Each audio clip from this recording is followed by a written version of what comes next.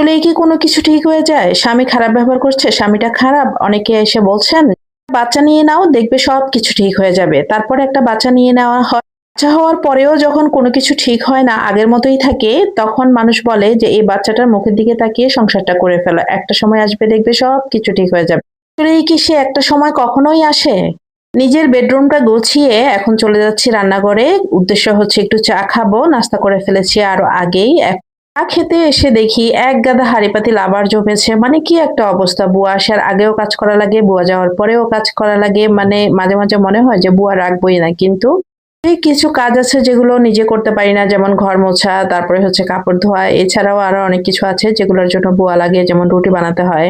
যাই হোক, রান্নাঘরটা পরিষ্কার হয়ে গেছে, ভাবলাম এখন একটু চা খেয়ে নিই, তারপর রান্না শুরু করে দিব। তো আজকে আমার ছেলে আবদার করেছে, সে অনেকদিন ধরে তার একটা প্রিয় খাবার খায় না, সেটা আজকে যেন আমি বানিয়ে দেই।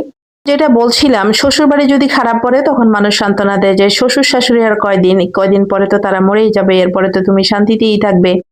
আমার একটা প্রশ্ন, ছেলে বিয়ে দিলেই শ্বশুর শাশুড়ি মারা যাবে, এটা কোথায় লেখা আছে? কেন আপনারা এই ধরনের কথা বলেন? এটা বলতে পারেন না? আপনারা এসে ওই সকল খারাপ শ্বশুর-শাশুড়িকে বুঝাতে পারেন না যে, "এই ছেলের বউই তোমার শেষ ভরসা। এই ছেলের বউই তোমার একসময় লাগবে।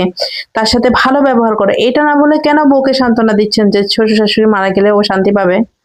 এবং আমরা দেখি যে ছেলের বউ শাশুড়ি হয়ে গেল, শাশুড়ি মাশাআল্লাহ এখনো বেঁচে আছেন। বেঁচে থাকুক সকল বাবা-মা। তো যাই হোক, আমি আজকে রান্না করব বাটার চিকেন, সাথে হচ্ছে স্টিম রাইস। এই ২ টার কম্বিনেশন জাস্ট অসাধারণ হয়। তো আমি এখানে মাংসের ভিতরে সব রকমের মসলা, সব মসলা বলতে এখানে আমি হলুদ, মরিচ, জিরা, তারপরে হচ্ছে গরম মসলা, জিরার গুঁড়া এবং আদা রসুন সবকিছু দিয়ে ভালো করে মেখে এটাকে আমি ভেজে নিব। এটাকে আমি কড়া করে ভেজে নিব, হালকা করে না। তো এই পাশে আমি কেটে নিচ্ছি টমেটো, কারণ এই রান্নাতে আমার একটু বেশি করে টমেটো লাগবে। তো আমি এখানে প্রায় মিডিয়াম সাইজের ৪-৫ টা টমেটো কেটে নিলাম। ওই পাশে চুলায় আমি দিয়ে দিলাম পেঁয়াজ, একটু বেশি করে ১ কাপ পরিমাণ।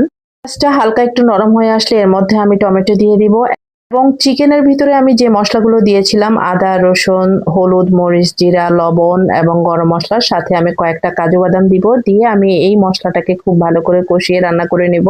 দেখেন আমার চিকেনগুলো কিন্তু খুব সুন্দর করে ভাজা হয়ে গেছে। আজকের আকাশটা কখনো অনেক ঝকঝকে, আবার কখনো মেঘলা। তো আমার এখানে মসলাটা কিন্তু হয়ে গেছে। এটাকে আমি ঠান্ডা করে একদম ফাইন ব্লেন্ড করে নিব। পাশে কিন্তু আমি স্টিম রাইসটা বসিয়ে দিয়েছি। এই রাইসের ভিতরে আমি পানির ভিতরে রাইসটা দিয়েছি, আর এর ভিতরে দিয়েছি একটু গাজর কুচি আর একটু আস্ত মসলা, সাথে একটু বাটার। আর কিচ্ছু না, এটা দিয়ে রান্না করে আমি জাস্ট এটাকে দমে দিয়ে রান্না করে নিয়েছি। এইটার ফ্লেভারটা যে কি অসাধারণ আসে, মানে এলাচ দারচিনির একটা মিষ্টি গন্ধ। এখন আমি আমার যে মসলাটা করেছিলাম ওটাকে ব্লেন্ড করে নিয়েছি, আর ওই মসলার মধ্যে আমার ভাজা চিকেন